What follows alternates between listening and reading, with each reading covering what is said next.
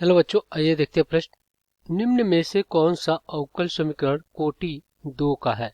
यहाँ पे अपने पास दिया गया विकल्प ए वाई डैश का पूर्ण वर्ग प्लस एक्स प्लस वाई का वर्ग, और बी दिया गया वाई ट्रिपल डैश प्लस कोष्टक में वाई की घात डबल डैश का पूर्ण वर्ग प्लस वाई बराबर कितना 0, और सी दिया गया वाई डैश गुणे वाई कितना है आपका ये डबल डैश प्लस वाई बराबर साइन एक्स, और डी दिया गया है वाई डैश बराबर वाई का वर्ग।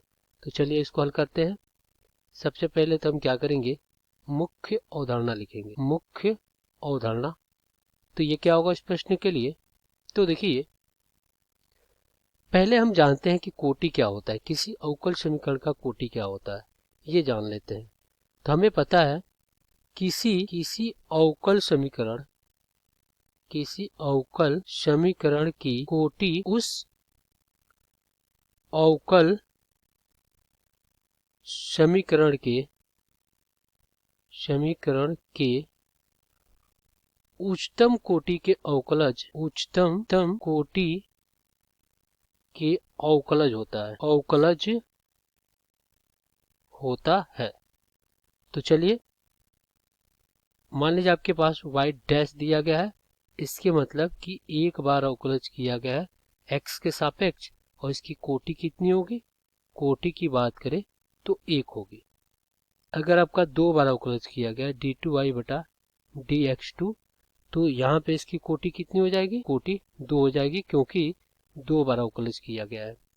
और अगर आपके पास 3 बार अवकलज किया गया है, यहाँ पे 3 डैश दिया गया y पे, तो इसको लिख सकते हैं d3y बटा dx3, यानी इसको कितनी बार अवकलज किया गया है, 3 बार, तो इसकी कोटि कितनी हो जाएगी, 3 हो जाएगी।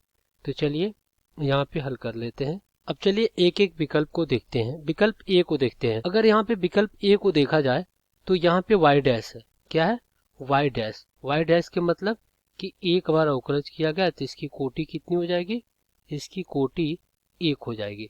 तो इसकी कोटि तो 1 हो गई। अब यहाँ पे देखा जाए तो y ट्रिपल डैश जो बी में दिया गया है आपका अधिकतम अवकलज, y ट्रिपल डैश के मतलब कि यहाँ पे d3y बटा dx3, यानी इसका 3 बार अवकलज किया गया है, तो यहाँ पे इसकी कोटि कितनी हो जाएगी, 3 हो जाएगी। यानी उच्चतम अवकलज कितनी है, यहाँ पे 3 है, तो इसकी कोटि कितनी हो जाएगी, अगर इसकी कोटि की बात करें तो 3 हो जाएगी।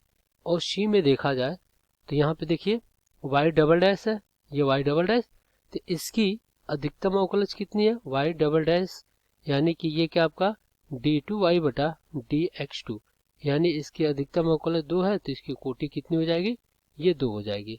और आपका डी देखा जाए, डी की अगर बात करें तो यहाँ पे क्या हो जाएगा, देखिए डी में y डैश है, यानी इसकी अवकलज कोटि 1 हो जाएगी, यानी इसकी कोटि क्या हो जाएगी, ये हो जाएगी 1, क्योंकि इसको एक बार अवकलज किया गया है, और एक बार अवकलज की कोटि कितनी होती है, 1 होती है। तो यहाँ पे अब विकल्प में देखा जाए तो क्या हो जाएगी, ये आपका विकल्प सी सही हो जाएगी, क्योंकि इसकी कोटि कितनी है, 2 है। तो सी वाला विकल्प आपका सही हो जाएगा। आशा करते हैं बच्चों ये प्रश्न आपको समझ में आया होगा। धन्यवाद।